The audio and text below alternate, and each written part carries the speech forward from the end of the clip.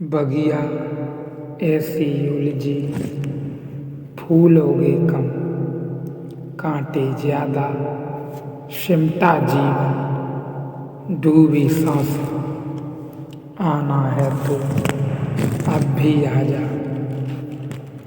यदि आपने अभी तक अंतिम अध्याय नहीं देखा है तो कृपया करके अंतिम अध्याय देखें, उसके बाद ही इस अध्याय में प्रवेश करें।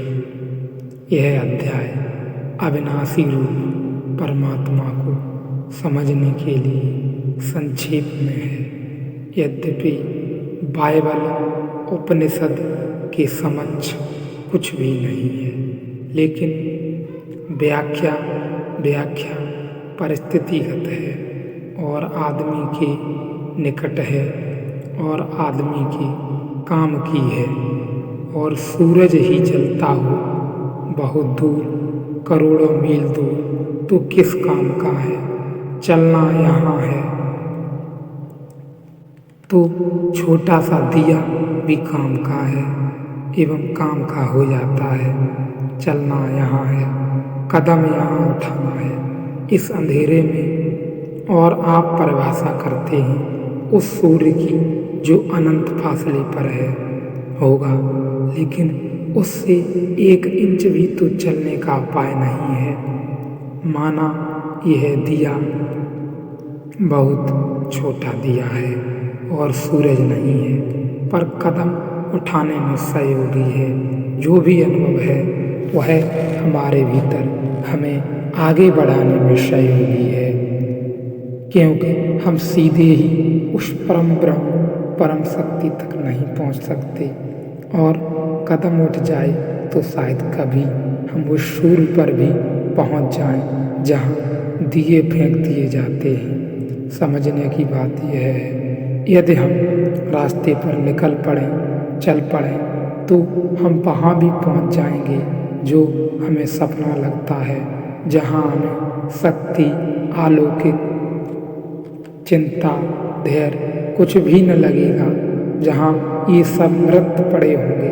लेकिन उपनिषद परम व्याख्या कर रहे हैं। उसका कारण है कि जिन दिनों उपनिषद जन्मे उन दिनों आदमी न तो इतना दुख में था कि कहाँ जाए, कि आनंद न इतना दीन था, असहाय था कि कहाँ जाए।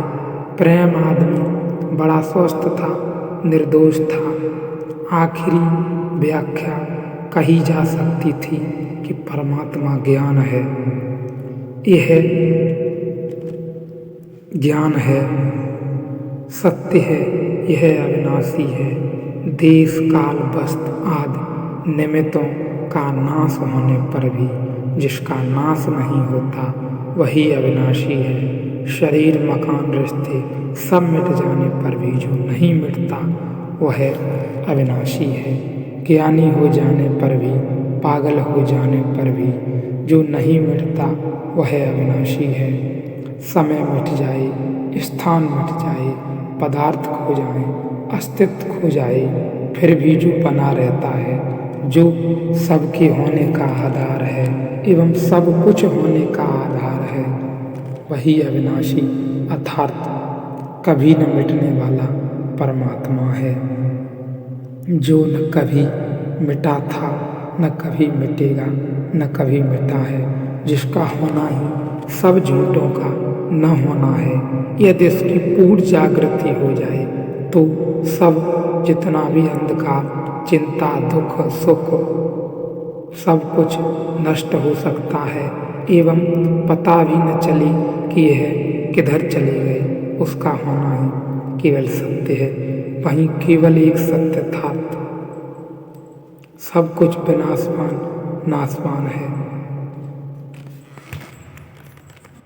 ऐसे परम पिता को ही अविनाशी कहा है, जो सब में ही रहस्य के रूप में छिपा है।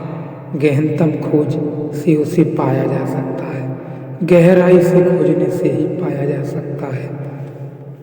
ऊपर जो भी हो वह अनुभव है, वह शायद परिस्थितिगत सत्य हो सकता है, जो ऊपरी तौर पर सत्य और असत्य है। उसके पाने के बाद इस दुनिया में कुछ भी पाना शेष न रह जाएगा। उसी दिन ज्ञान फलित होगा, उसी दिन सत्य की राह फलित होगी। बाकी तो सब अज्ञान है, सिवाय एक अविनाशी की, जो कभी नहीं मिटता, जो कभी नहीं मिटता, जो कभी ऐसा न हो जब वो न रहे। वो ही सब समय है।